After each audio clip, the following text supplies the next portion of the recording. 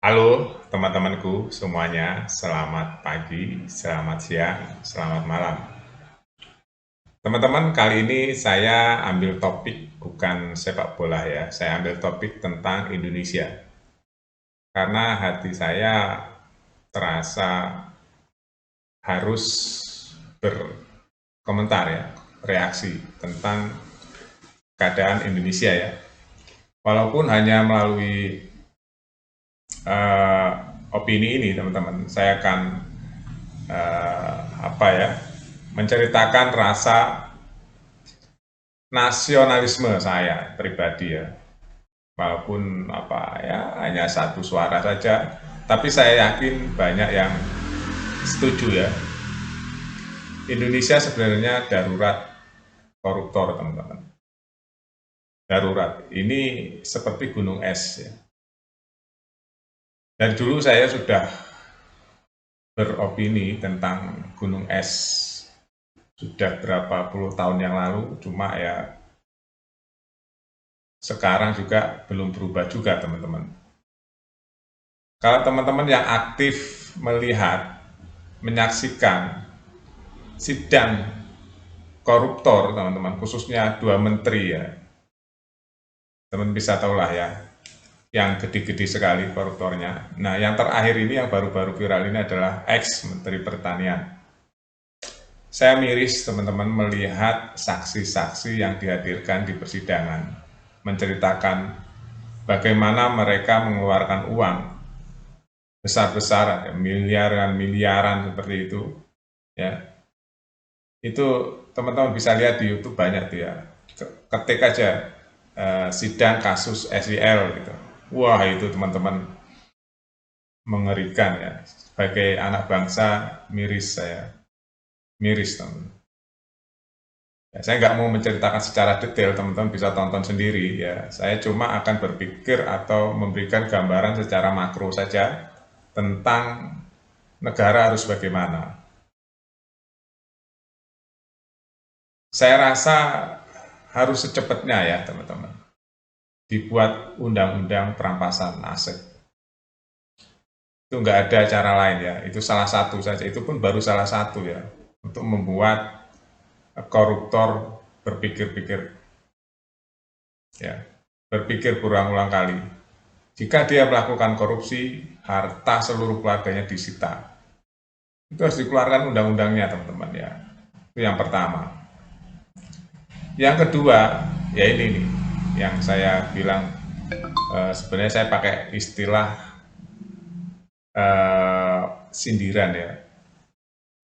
Hukumnya harus dirubah teman-teman. Jangan negara malah memberi makan koruptor.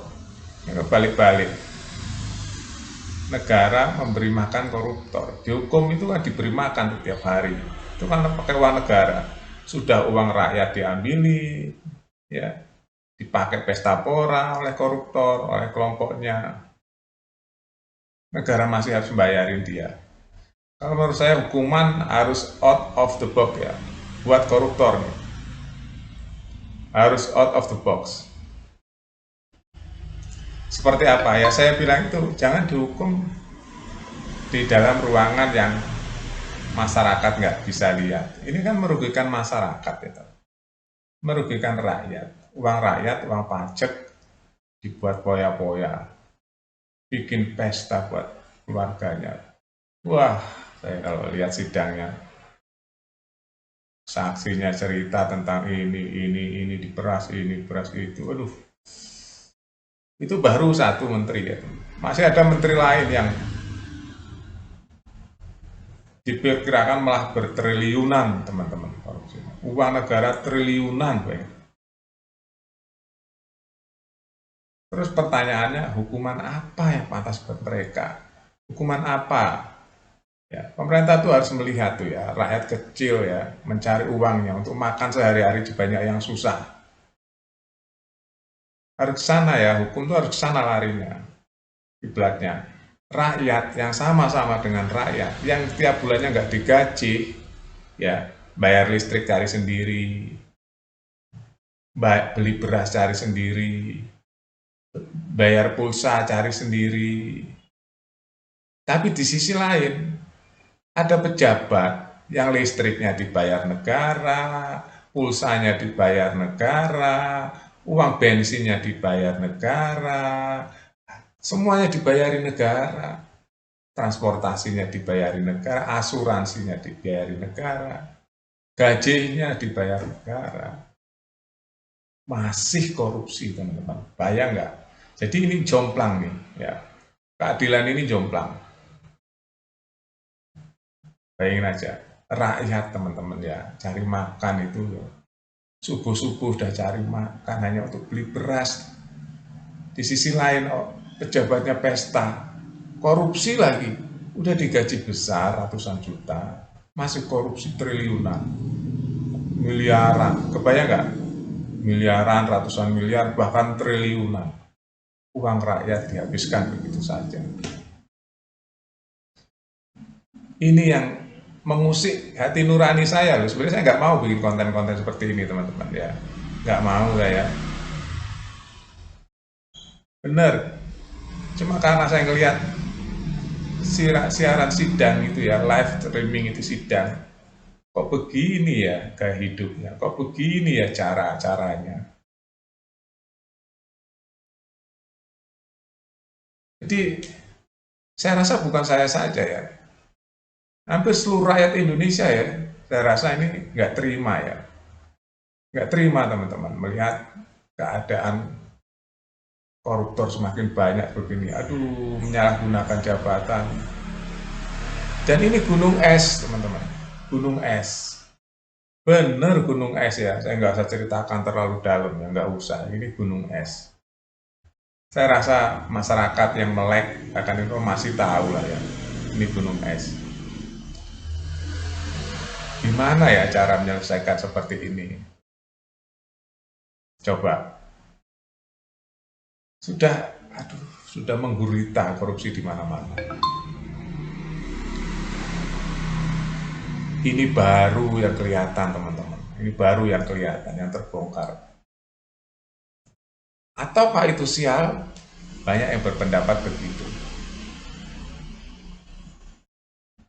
Ngeri ya teman-teman ya, kalau melihat zaman media sekarang semua serba terbuka seperti ini.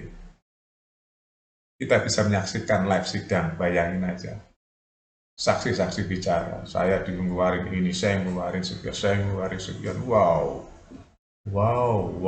Sementara rakyat biasa ya teman-teman, rakyat biasa cari makan aja masih banyak yang susah. Ini negara merdeka teman-teman ya, katanya semua kedudukan rakyat semua sama.